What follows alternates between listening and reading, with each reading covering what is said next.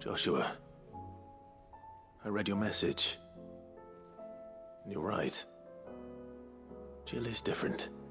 I don't think I'd realized how different, but since we returned from Drake's spine, I've felt it more and more. I suppose it's not hard to imagine why. She doesn't think she belongs anymore. And that's why we need to remind her she is still one of us. To let her know that we still need her, now more than ever. That you still need her. But how to do that? When last we were truly close, we were but children. Of course. Do you remember the time we accompanied Father on his annual tour of the Duchy? And Jill and I broke from the procession to ride up Man's Hill. To see the snow daisies, I remember. It was the first time Father had allowed us to join him. And when he realized you were missing, he had the entire retinue down to the pot boys combing the countryside. In the rain. A thunderstorm forced us to take refuge in a grove of oaks before we'd even made it halfway there. It was the Lord Commander who finally found us, and needless to say, he was none too pleased. Then it seems you and Jill have unfinished business. What do you say? Man's Hill. It's not that far. Oh, true. Though I suspect it is also much changed. Little in southern Rosaria remains as it was when we were children. You're saying I should go and scout the area for bandits? I'm saying we should first go and see if there are actually still any snow daisies left. What would you do without me, Clive?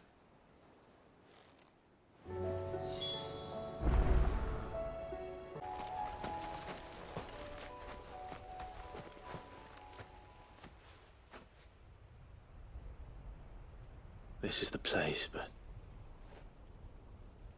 I'm sorry, Clive.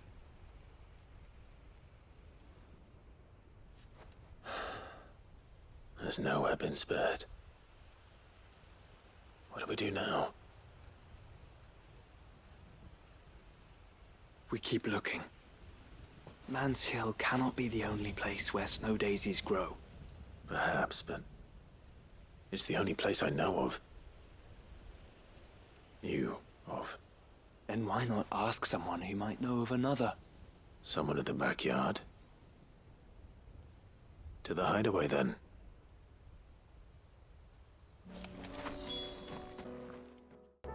Oh. What brings you down from the heavens, Sid? I need your advice. Joshua and I are looking for a place where snow daisies grow. Preferably in abundance. Snow daisies. Then you'll want somewhere not too hot and not too cold. And where the winds are strong enough to carry the seeds. I reckon Man's Hill would be a good place to start. There in the Royal Meadows, perhaps? Both have similar climbs and the right elevation. If the Blight hasn't claimed them yet. Right. Thank you. Did you learn where we might find our flowers? The gardener here mentioned the Royal Meadows in Sambrek. Ah, the fields beyond Northreach. Well, if that's the case, then Yote was right. I recalled that she kept a record of our travels, you see. So I asked her if she'd perhaps noted anywhere that snow daisies grew, and she mentioned Oilafeist Bay. Whose shores border the meadows. Off we go, then.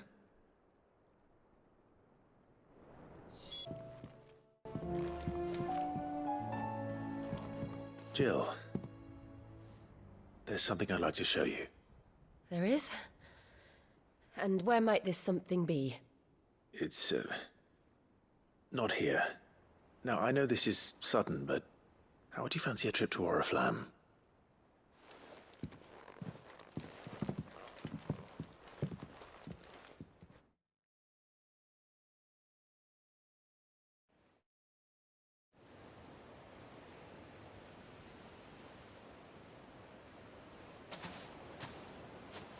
There are so many. This is what you wanted to show me.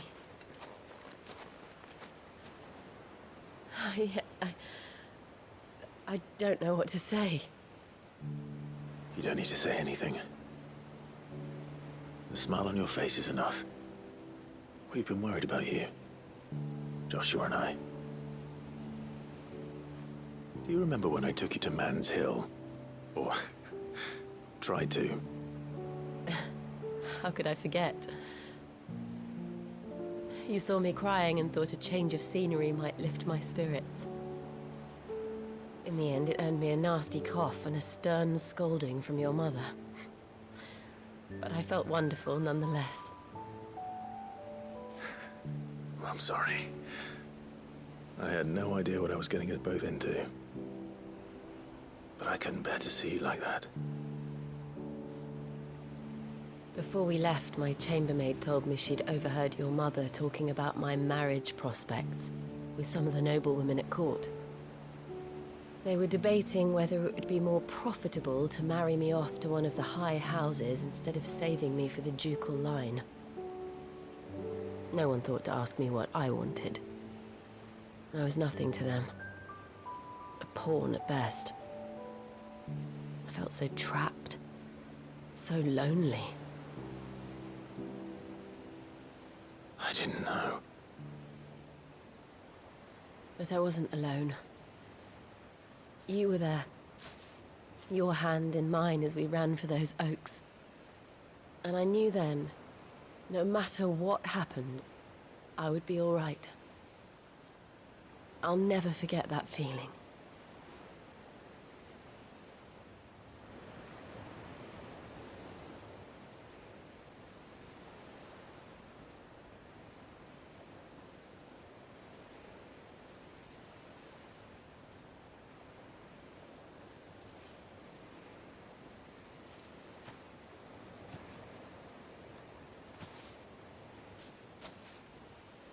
Before we broke camp, the morning after the storm,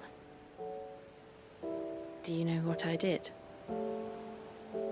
No? What? I slipped away from my governess to climb the tor. And from there I saw a sea of petals, all reaching for the sun. And I realized that no matter how terrible the night,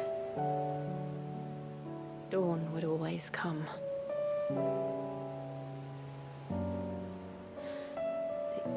That you would always come for me. And you have.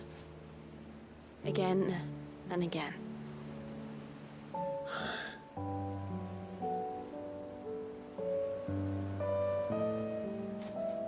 Where do you see us? When all this is over?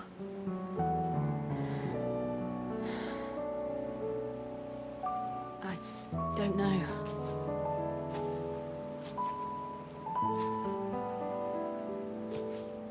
Not here, though. I think I've outgrown the twins.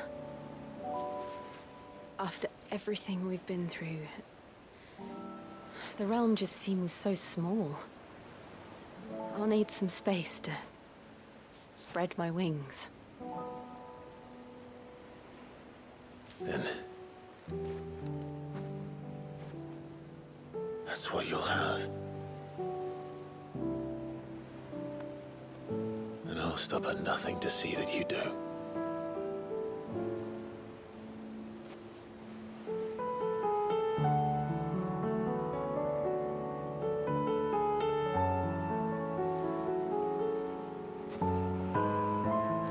I never was much good at garlands, but it'll have to do. I'll treasure it forever. Thank you, Clive.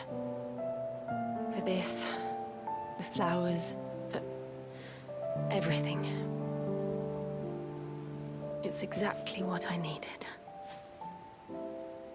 You are my treasure.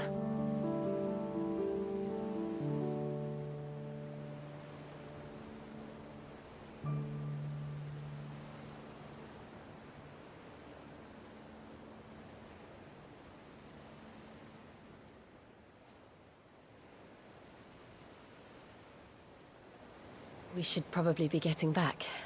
I expect the others are wondering where we are. You're right. There's still much to do. And we'll do it together.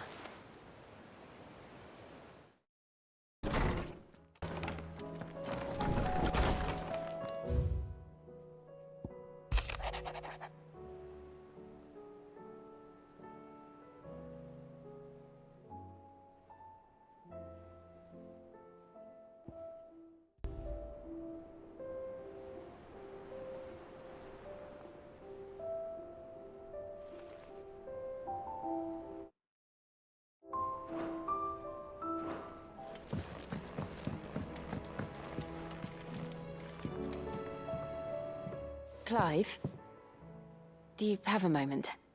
Of course. Always. I wanted to give you something. Is this? I stitched it from the cloth you gave Hortense. The piece she said you liked best. I told her I used to enjoy needlework, but I didn't think she'd remember. It's beautiful, Jill. You didn't have to. When I was very little, I recall my mother telling me that young ladies of the court would give knights ribbons from their hair before they went off to war. I still wear mine, so I made you this instead.